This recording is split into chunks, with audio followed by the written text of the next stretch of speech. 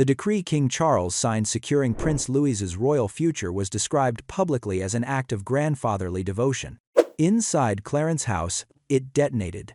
Something 20 years of carefully managed public rehabilitation had been quietly preventing the moment Queen Camilla discovered that the institution she had married into had always drawn a line, and that her family had always been standing on the wrong side of it. This is not the story the headlines told. The headlines gave you a furious stepmother and a triumphant grandson. What they could not give you, because it requires understanding how the monarchy actually operates beneath its ceremonial surface, is the answer to the question that changes everything. The decree King Charles signed for Prince Louis was presented to the world as a personal decision made by a grandfather who loves his grandson. But inside the constitutional architecture of the British Crown, personal decisions of this magnitude do not exist. Every signature carries the weight of centuries of institutional logic that no individual king, not even this one, possesses the authority to override. Queen Camilla did not lose a family argument. She lost a negotiation she never knew she was in. And the most unsettling part of this entire story is not that she lost it. It is that the institution had decided the outcome long before she ever sat down at that table, and that the question no one has yet publicly asked is whether anyone inside the palace was ever going to tell her. Before we go any further, if you watch documentaries that go beyond the headlines and into the architecture of power that sits beneath them, subscribe now, because this story does not end where the press said it did, and neither does the analysis. The public received this moment as a domestic explosion inside one of the most famous families on Earth. What was actually unfolding inside those walls was something the monarchy has performed before quietly, efficiently, and without a syllable of official acknowledgement. To understand why this specific document, signed on this specific occasion, became the breaking point for a woman who had survived 30 years of public assault and come out wearing a crown, you need to return not to the moment Charles picked up his pen. You need to return to the moment Camilla first allowed herself to believe that the ceiling no longer existed. Because that belief, where it came from, who permitted it, and why the institution waited this long to correct it, is the real story. And it begins somewhere the cameras were never intended to reach. The document itself was unremarkable in appearance. A legal instrument, formal language, the kind of paperwork that moves through palace administrative channels with the quiet efficiency of an institution that has been processing dynastic decisions for centuries. When King Charles placed his signature on the papers confirming Prince Louis's royal title and future estate designation, the palace's communications architecture presented it to the world in the warmest possible register: a grandfather securing his grandson's future, a king honoring his bloodline, a family looking forward. That is the version that was designed to circulate. What happened inside Clarence House in the hours that followed told a different story entirely. Not a louder story, not a more dramatic one, a more precise one. Because Queen Camilla's response to that signature was not the reaction of a woman surprised by a family decision. It was the response of a woman who had just received, in the form of a legal document bearing the Great Seal of the realm, the clearest answer she had ever been given to a question she had spent 20 years carefully avoiding asking aloud. The question was simple. It had always been simple. It simply had never, until that moment, been answered in writing. Does this institution, the one she had given 3 decades of her life to rehabilitating her image within, the one she had married into at the cost of becoming the most publicly criticized woman in Britain, the one that had placed a crown on her head at Westminster Abbey, does this institution consider her family part of itself? The answer, encoded in the precise legal language of a document about someone else's grandson, was no. It had always been no. And the machinery of the British Crown had now made that no permanent, official, and impossible to revisit. This is where the dominant media narrative makes its most significant error. The coverage that followed framed what happened inside Clarence House as a stepfamily dispute, a queen's jealousy, a grandfather's preference, a young child's good fortune contrasted against another family's disappointment. It was a compelling, emotional frame. It was also the least interesting explanation available, because what actually occurred when Charles signed that document was not the expression of a personal preference. It was the expression of a constitutional structure that predates every living member of the royal family by more than a century, a structure that has never contained a provision for what Camilla's family is, and that was never going to create one regardless of how loyally, how publicly, or how gracefully she served the crown that sits above it. Camilla did not lose a family argument in that private study. She lost access to an illusion she had been permitted to maintain for 20 years, the illusion that proximity to the throne, sustained long enough and performed well enough, could eventually become something the institution would officially recognize. The decree for Prince Louis did not create the boundary between bloodline and step relation inside the House of Windsor. That boundary was constructed long before Camilla Parker Bowles ever entered a room with King Charles. What the decree did, what that signature accomplished, was make the boundary visible for the first time. And once a boundary that has always existed becomes visible, the only remaining question is who knew it was there all along. To understand why that signature landed with the force that it did, you have to understand what Camilla had been building quietly, methodically, and with a patience that most observers fundamentally underestimated. The woman who walked into her marriage to King Charles in 2005 was not operating without a strategy. She was operating with one of the most sophisticated long-term strategies the modern monarchy had ever witnessed from someone entering it from the outside. And the central pillar of that strategy was never simply her own survival. It was the gradual, incremental normalization of her family's presence within the royal orbit. It did not begin dramatically. It never does when the architect understands the institution well enough to know that dramatic moves invite institutional resistance. It began with visibility carefully managed, socially calibrated, never overreaching. Her son Tom Parker Bowles, positioned as a figure of cultural commentary, charming and unthreatening. Her daughter Laura present at significant royal occasions, photographed warmly, never foregrounded. Her grandchildren introduced to the public consciousness through proximity rather than proclamation, there, always there, but never demanding acknowledgement in any form the institution would be required to officially process. This is the behavioral pattern that this chapter asks the audience to recognize. Because once you see it, you cannot unsee it in any chapter of Camilla's story that follows. The pattern operates in 4 movements. First, introduce a family member into a social space where royal adjacency is unremarkable. Second, allow media normalization to do the work that official announcements cannot. Let the photographs accumulate, let the presence become familiar, let familiarity harden into assumed legitimacy. Third, when the institution signals discomfort, pause, withdraw slightly, allow the temperature to drop. Fourth, when the pressure relents, advance again, always from a position slightly further forward than the one from which the retreat had begun. It is a strategy that requires extraordinary discipline and an intimate understanding of how institutions manage boundaries, not through direct confrontation, but through the slow erosion of the attention they require to maintain those boundaries. And it had been working. For nearly 2 decades, it had been working with a consistency that should, in retrospect, have alarmed the palace's institutional guardians far earlier than it apparently did. Each royal occasion added another layer. The coronation at Westminster Abbey became its most spectacular expression. Camilla's grandchildren in ceremonial uniform, positioned prominently, photographed globally, presented to the world as evidence that a modern, blended, emotionally evolved monarchy had arrived. Camilla did not read that moment as a concession from the institution. She read it as confirmation that the strategy had succeeded, that the years of discipline, of careful advance and careful retreat, of performance sustained through extraordinary personal cost had finally produced the outcome she had been engineering. That reading was entirely understandable.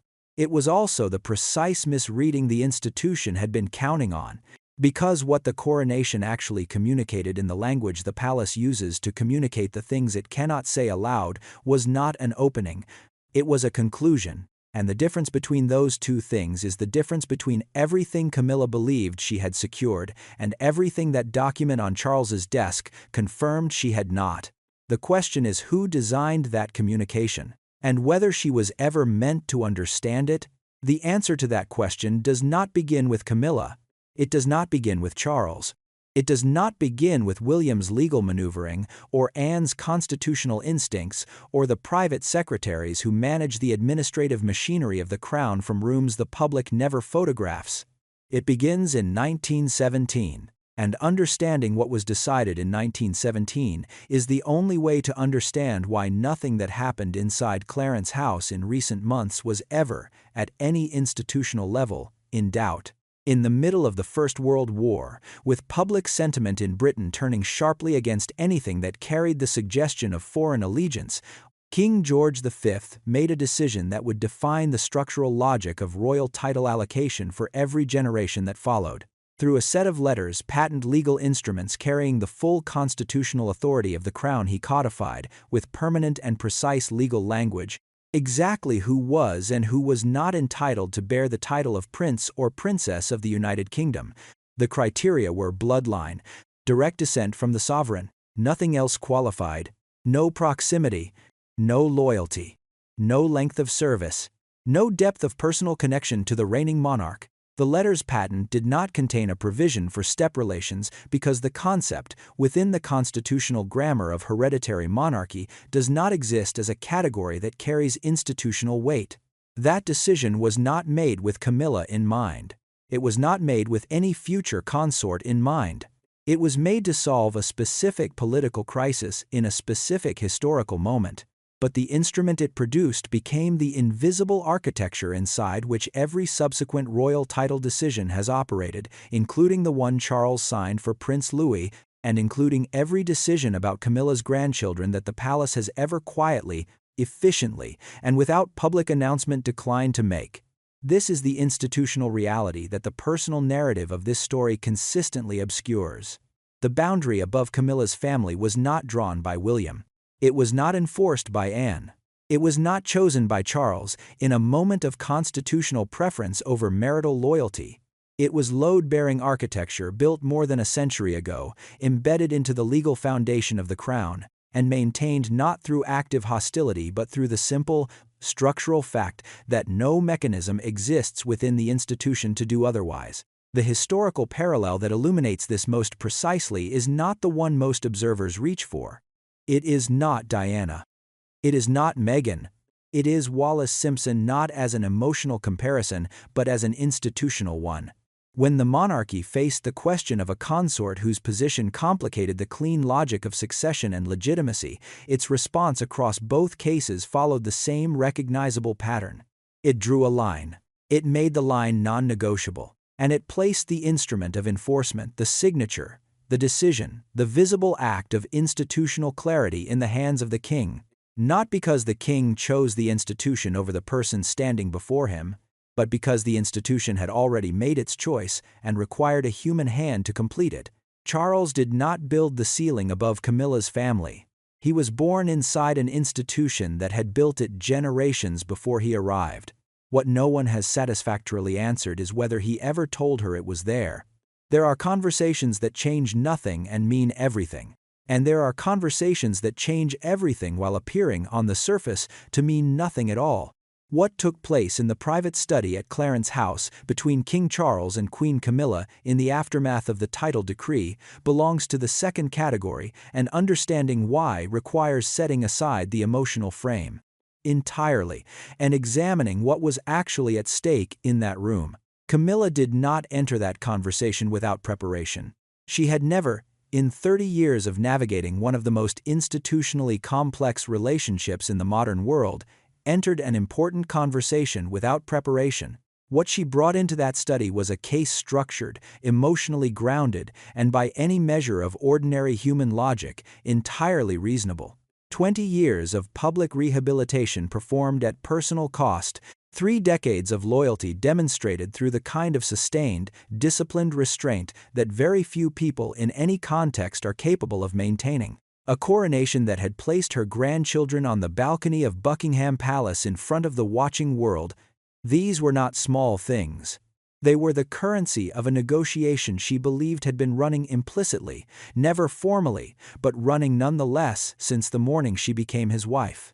She laid that case before Charles with the composure of someone who understood that the strength of the argument was sufficient, that the accumulated weight of everything she had given the institution would, when finally placed on the table directly, be impossible to dismiss. Charles listened, And his listening, the quality of it, the particular silence with which he received every point she made was itself a communication.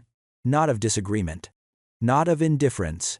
Of something more precise and more devastating than either. Recognition. He recognized the validity of everything she was saying. He recognized the cost she had paid.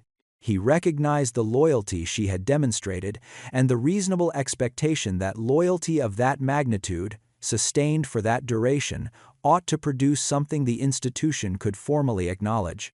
And then he remained silent in a way that told her, before a single word of response was delivered, that recognition was the most he was able to offer.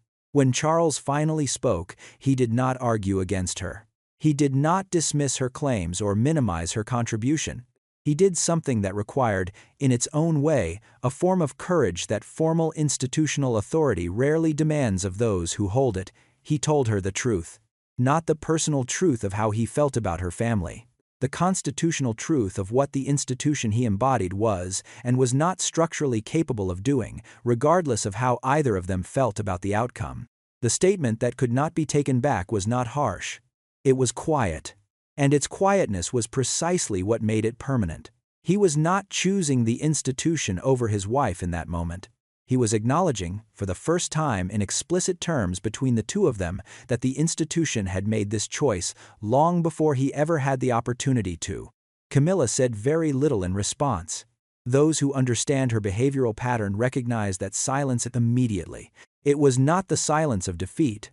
It was the silence of someone who had just received the one answer that made every subsequent conversation on the subject unnecessary. The decision had been made before she ever entered the room, and now she knew it. What Camilla did not know when she entered that private study, and what Charles could not have told her without dismantling the last remaining fiction of his own individual authority over the decision, was that the conversation she believed she was having with her husband had, in institutional terms, already concluded weeks before she requested it. The British monarchy does not wait for human emotion to arrive at constitutional clarity.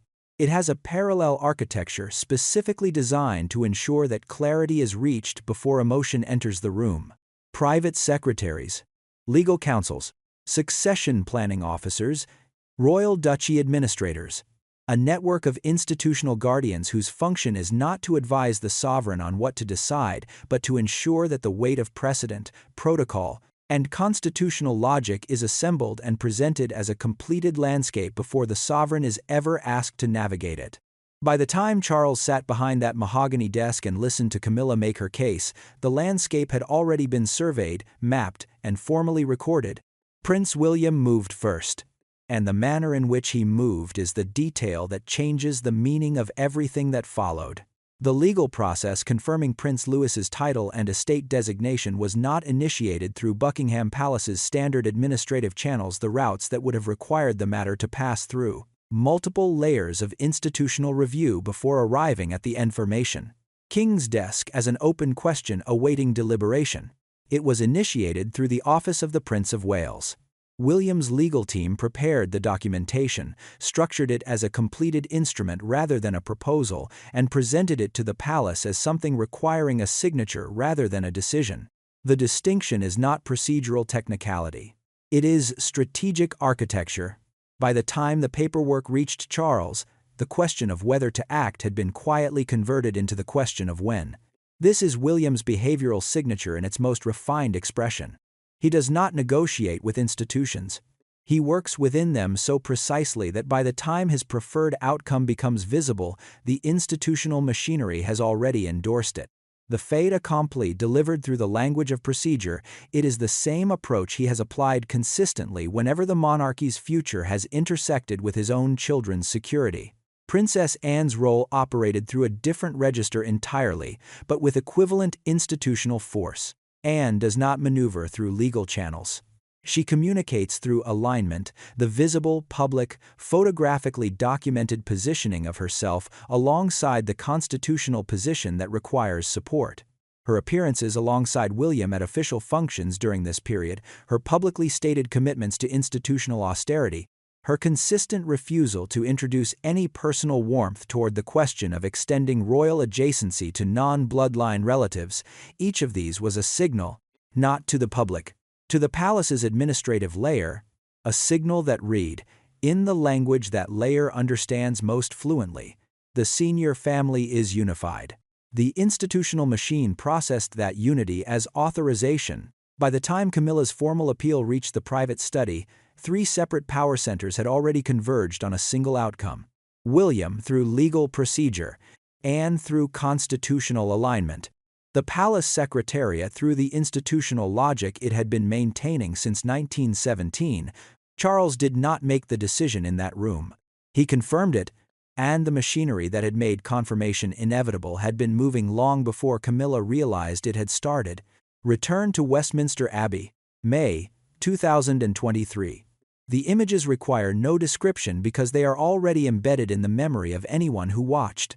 Camilla's grandchildren in ceremonial uniform, their young faces composed with the particular solemnity that children adopt when they understand, instinctively, that the occasion is larger than anything they have previously been asked to inhabit. The balcony, the photographs, the global coverage that interpreted every visible detail through the same warm, forward-looking frame, a modern monarchy, an evolved institution, a blended family finally and formally welcomed into one of the most historic ceremonies the British crown had staged in a generation.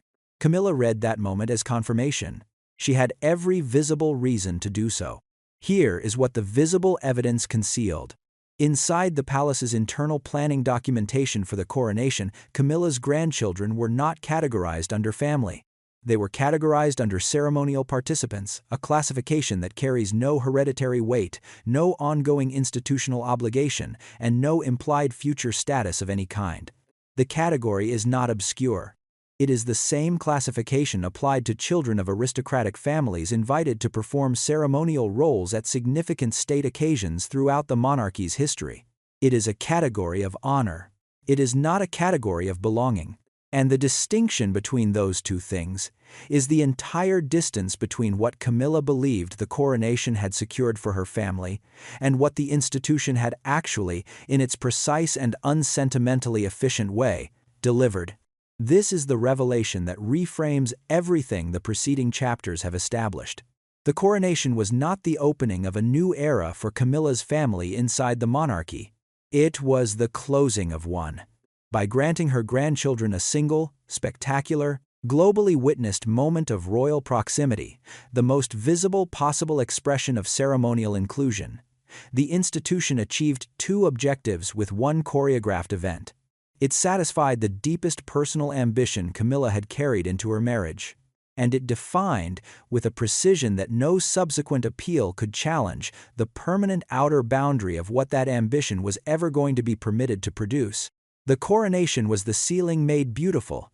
It was the monarchy operating at the absolute peak of its most sophisticated and most ancient competence, the conversion of a structural limitation into an apparent gift, staged at sufficient scale that the gift would be accepted with gratitude rather than examined with scrutiny. Camilla accepted it with gratitude. The world photographed her doing so. And the institution filed the documentation that categorized the entire event in language that ensured no one could subsequently argue that a precedent had been set. Now go back to every chapter that preceded this one and read it again through this lens. The 20 years of incremental advance, the patient normalization strategy, the behavioral pattern of advance, pause, and advance again. Every movement Camilla made was real. Every gain she believed she had accumulated was real in the social and emotional register in which she was making it. But the institution was maintaining a parallel record, one in which none of those gains had ever been converted into the currency that the monarchy's legal architecture actually recognizes. She spent 2 decades building something the institution was simultaneously, quietly, and without a single official word of contradiction, ensuring could never be made permanent. The question that remains the one this documentary cannot answer with certainty, but cannot in good conscience leave unasked, is whether anyone inside that institution ever intended to tell her there is a specific kind of silence that exists between 2 people who have spent decades learning the precise vocabulary of each other's unspoken communication. It is not the silence of estrangement. It is not the silence of indifference. It is the silence of two people who understand each other so completely that certain truths have never required words, and who are suddenly confronted with a moment in which words are the only instrument remaining, and both of them know that no available word is adequate to the weight of what needs to be said. That is the silence that settled between Charles and Camilla in the days following the confrontation in the private study. Charles had given Camilla things that the history of the British monarchy suggested were categorically impossible to give. He had given her a public rehabilitation that the institution itself had initially resisted. He had given her the title of Queen Consort at a moment when significant internal voices were arguing for a more limited designation. He had given her a coronation, a full, ceremonially complete, globally witnessed coronation that had not been the original intention of his reign's planning and that represented an act of personal insistence on his part that carried genuine institutional cost. By every available measure of what a king can extend to the person he has chosen to place beside him, Charles had extended it entirely. What he could not give her, and what the silence of those days encoded with an honesty that no formal conversation could have matched, was institutional permanence for her bloodline. Not because he did not wish to, but because the wish of a sovereign, in this specific domain, carries no constitutional authority whatsoever. The letters patent that govern royal title allocation do not contain a provision permitting the reigning monarch to extend hereditary status to step relations on the basis of personal loyalty or marital devotion. The instrument does not recognize those categories. It has never recognized them. And no amount of individual sovereign will has ever successfully argued the institution into recognizing something its foundational legal grammar was written to exclude. This is what the silence communicated.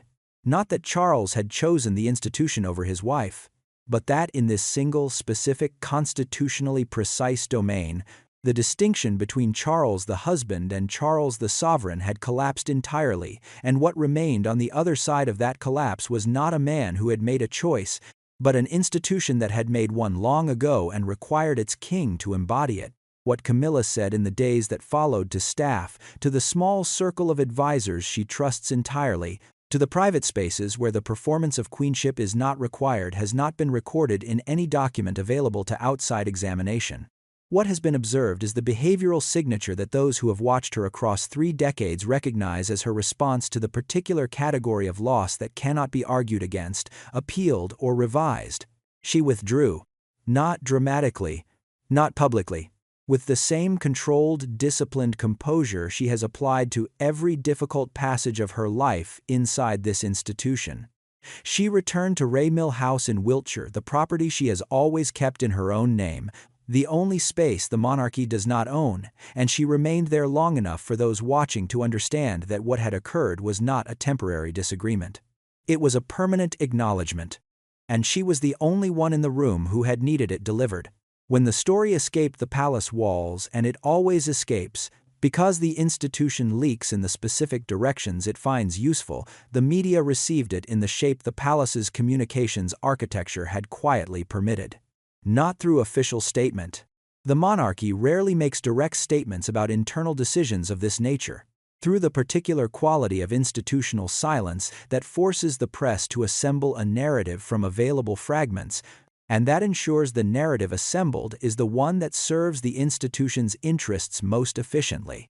The narrative the press assembled was a family drama, a stepmother's disappointment, a grandfather's devotion to his grandson, a title secured, a parallel claim rejected. The emotional architecture was clean, accessible, and universally comprehensible, the kind of story that requires no background in constitutional law, no familiarity with letters patent, no understanding of the administrative infrastructure through which the monarchy converts human crises into procedural outcomes. It was a story anyone could follow, and it directed every question the coverage generated toward the personal rather than the institutional, toward Charles's preferences, Camilla's emotions, William's protectiveness, and away from the structural reality that had determined the outcome before any of the personal dynamics had the opportunity to matter. This is the gap between the public narrative and the private reality that every preceding chapter of this documentary has been assembling the evidence to identify. And it is a gap the institution has exploited with remarkable consistency across its modern history. The parallel is precise and illuminating. When Princess Margaret was denied the possibility of marrying Peter Townsend in 1955, the coverage framed the outcome as a personal tragedy, a love story defeated by religious convention and establishment pressure. The emotional frame was not inaccurate. It was simply incomplete in the way that personal frames are always incomplete when applied to institutional decisions. What the personal narrative absorbed was all of the public's moral scrutiny, all of its sympathy, all of its debate. What it simultaneously protected from examination was the constitutional mechanism that had produced the outcome, a mechanism that operated identically regardless of which individuals were standing inside it, and that would have produced the same result for any consort in any reign facing the same structural question. The coverage of Camilla's situation followed the same pattern with the same efficiency. Every column, every broadcast segment, every social media analysis that framed this as a story about a stepmother's wounded pride was a column that did not examine the 1917 letters patent. Every emotional interpretation was an interpretation that did not ask why the institution was structured to make this outcome inevitable, who that structure serves, and whether the monarchy has ever developed a mechanism for honestly communicating its permanent limitations to the individuals it recruits into its most intimate spaces. Those questions did not trend. They were not designed to.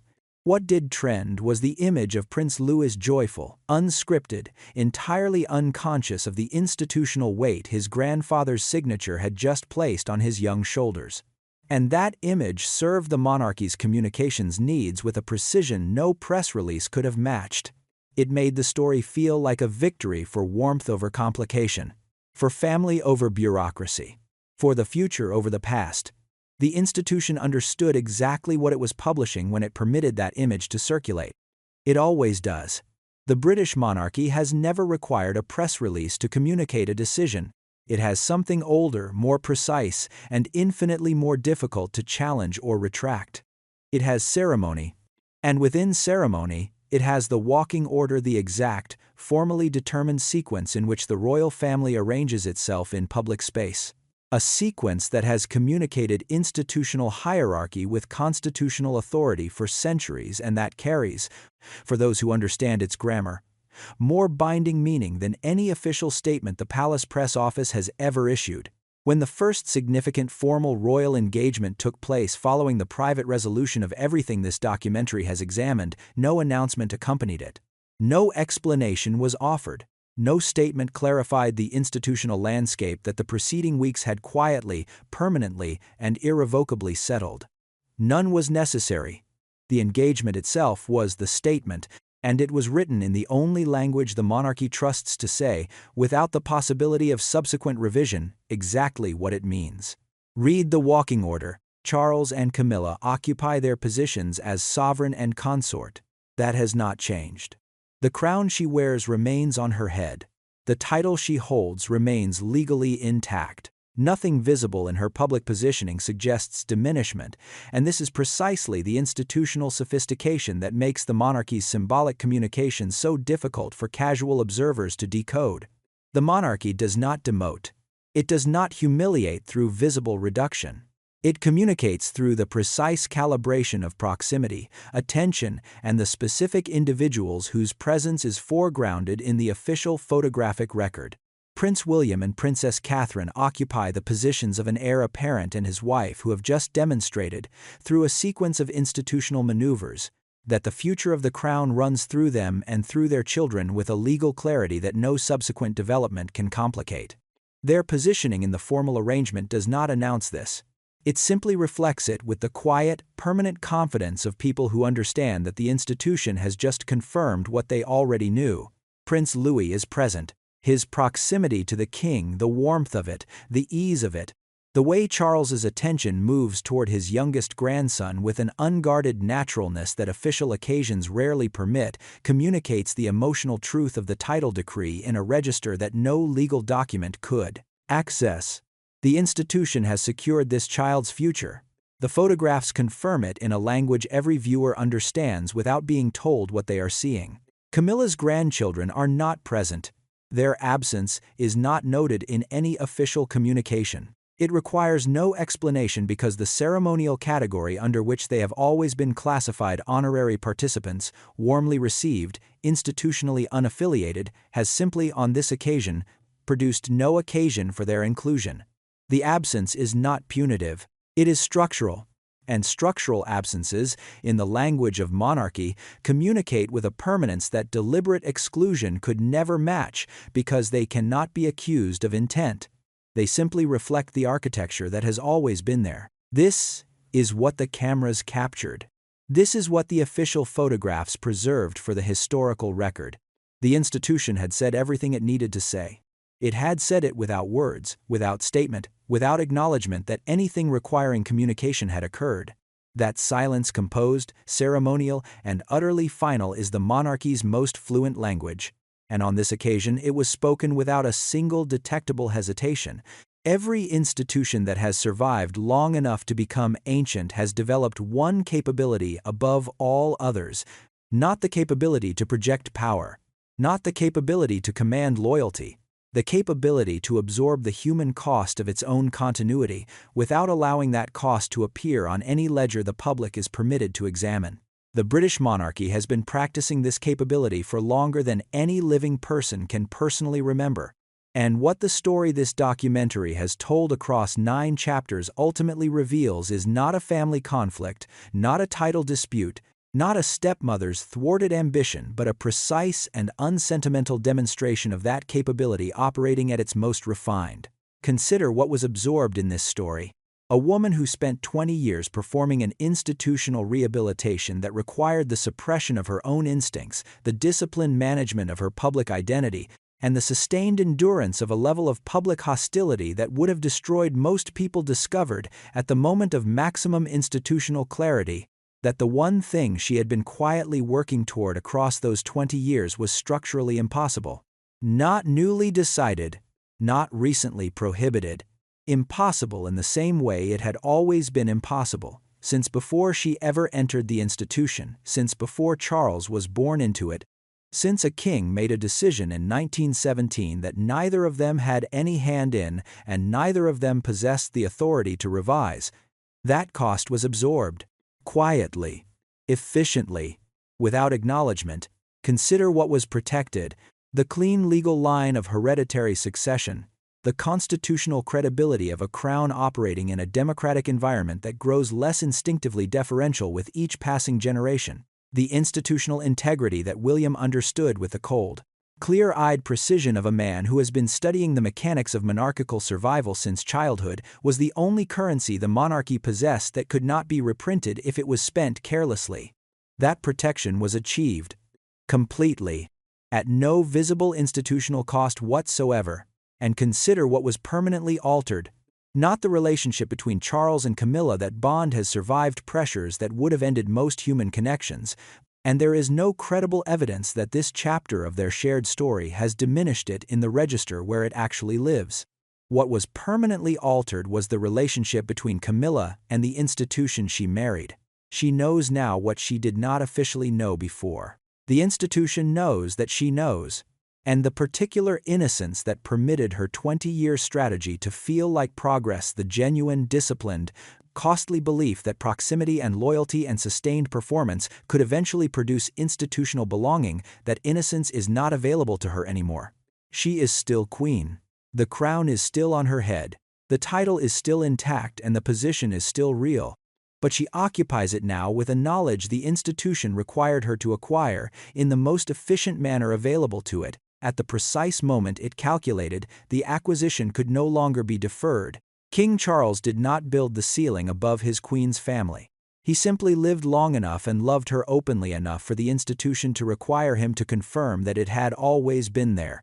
Load-bearing, permanent, and far older than either of them, which is precisely how the British monarchy has always survived its most dangerous thing. A human being who believed, for 20 years, that love might be sufficient reason to move it.